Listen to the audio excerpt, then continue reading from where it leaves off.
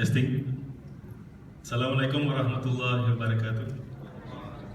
Firstly, a very big thank you to IDB for inviting me here.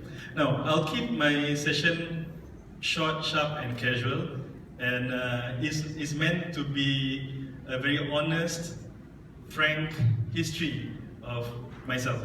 So, I don't think I'm very interesting, but since I hope you're all interested, I will share with you what I've done so far.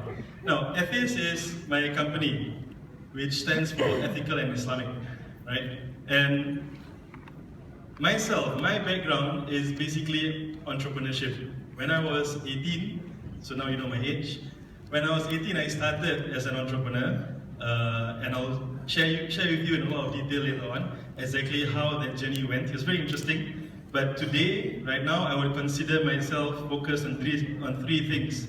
Islamic finance, which I don't consider myself an expert in any way. I'm an enthusiast, right? I love Islamic finance and I feel that it has a lot of solutions for the world. And secondly, technology. Technology is something that the Muslim world is behind in right now, already at a very early stage. So we have a lot to do to catch up. And thirdly, real estate. I'm still learning, so it's part of my learning journey. I'm involved in a few institutions and a few companies.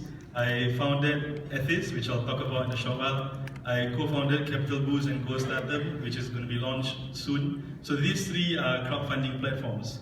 And Ihram.com is Umrah travel marketplace in Indonesia that I have some interest in. And I'm also in a few organizations, the Islamic Fintech Alliance, the Singapore Malay Chamber of Commerce, and TDA, which is Tangan di Atas in Indonesia, is an entrepreneurship network. So Alhamdulillah, a lot of interesting things going on around me. I'm very happy with what I'm doing.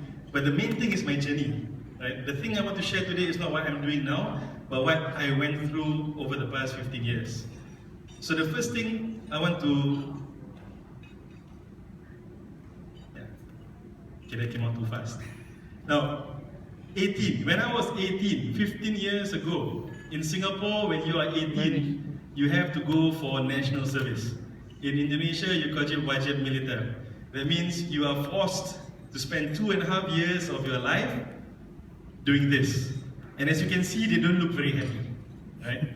Now, I was very lucky. I went to army. I was forced to do a lot of nonsense for 3 months, but I performed very, very well at that time. At that time, which was about maybe 30 kilograms ago, I was a very fit gentleman.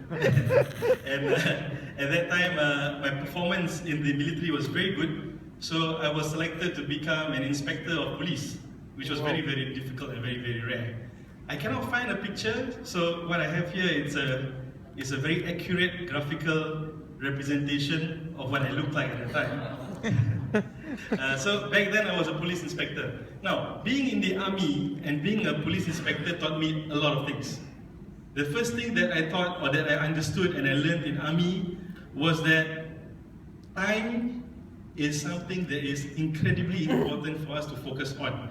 As a Muslim, we need to understand that time is an amanah.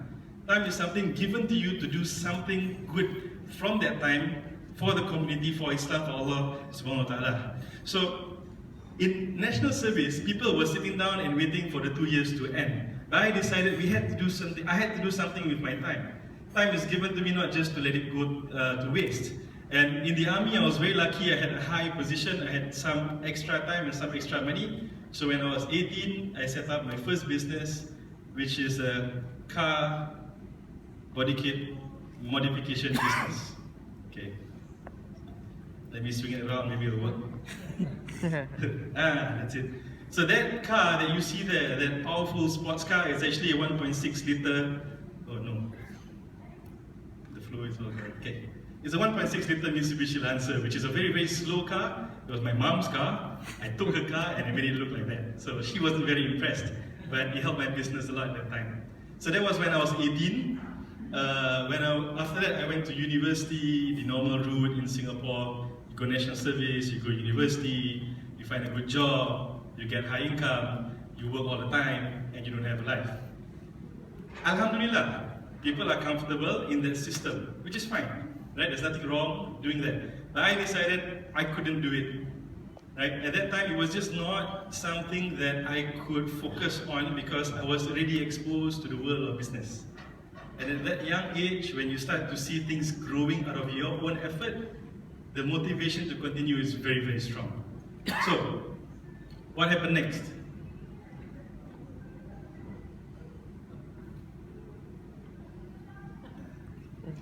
When I was, okay, never mind, we skipped one step. So, when I was 21, I actually left university, National University of Singapore.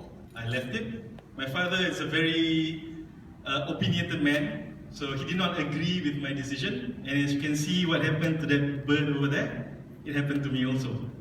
So when I was 21, I had to leave home. It was a choice, right? Alhamdulillah, my relationship with my father is very good. But at that time, I had to make a choice. If I wanted to listen to my father and live in his house, I have to study. And studying is good, right? Don't get me wrong. I'm not telling you to quit your school. Studying is good. I have an education center, alhamdulillah. It helps a lot of students do well in their studies. But for me, at that time, at that point, I decided I needed to do my own thing.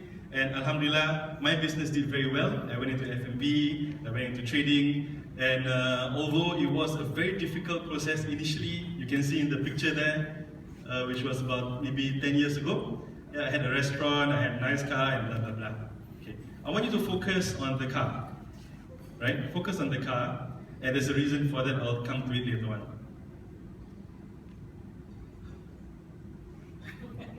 Okay. Indonesia.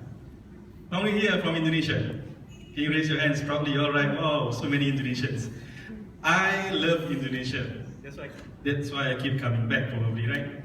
So my partners are here in front from Indonesia. Now, I first came to Indonesia without knowing anyone.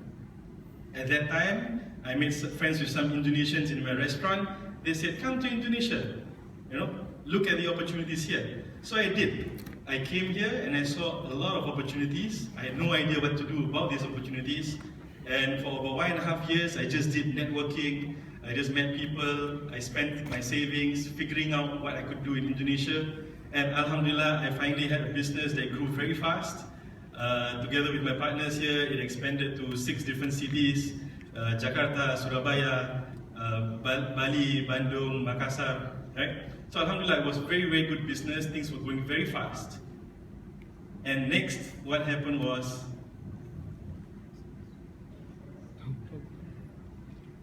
there was a wolf in sheep's clothing. So, essentially, what happened was that my business collapsed. 6-7 years of doing business collapsed in 1 week. It collapsed, totally collapsed. Not just became zero, it became negative. At that point in time, I was 27 years old, 6 years ago. And I was in debt about $500,000, about 5 million. And it was, to everybody, it was a very stressful period. Fortunately for me, I was quite calm about it, as calm as you could be at that period. I went back to Singapore to figure out what happened. Why did this happen to me? Why was I cheated? Why did my life suddenly crumble? Right? So I went to my mom and I asked her and I spoke to her and I said, I know who's the villain. I know who caused this. And I want to find him and get revenge. At that time, young and rebellious, I wanted to get revenge. And my mom said, Umar, revenge doesn't help to solve anything. And you won't feel better, trust me. What you need to do is to pick yourself up, clear your debts, and do something else. Because you chose the life of an entrepreneur. And this is the life of an entrepreneur. So alhamdulillah, I continued. And I rebuilt my business. But before that, I want to share with you the single most important lesson that I want to share today, especially with the Muslims here. Why did this happen? Why? Why did I collapse? There were many, many, many logical, technical reasons. Things I could have done differently. But the one overarching reason was and is riba. My business was based on riba. My cars were based on riba. I had sports cars, I loved cars at that time. And when my business collapsed, what happened? The car was repossessed by the bank. And the bank chased me to pay them daily interest.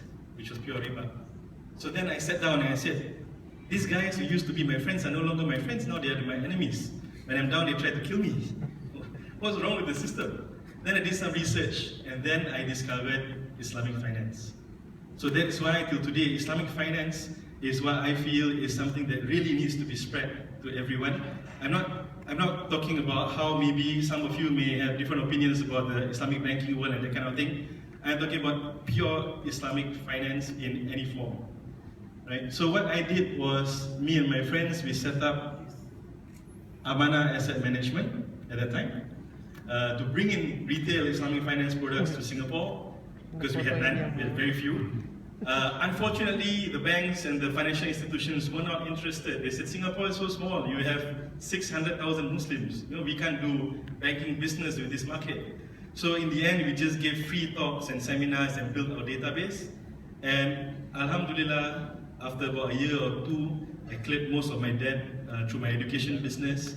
And eventually, I came across the concept of P2P or crowdfunding. So this was taken last year in October, where our crowd from Singapore actually came here to view what had been done with their money, what their money contributed to, what their money built. So what is Ethis?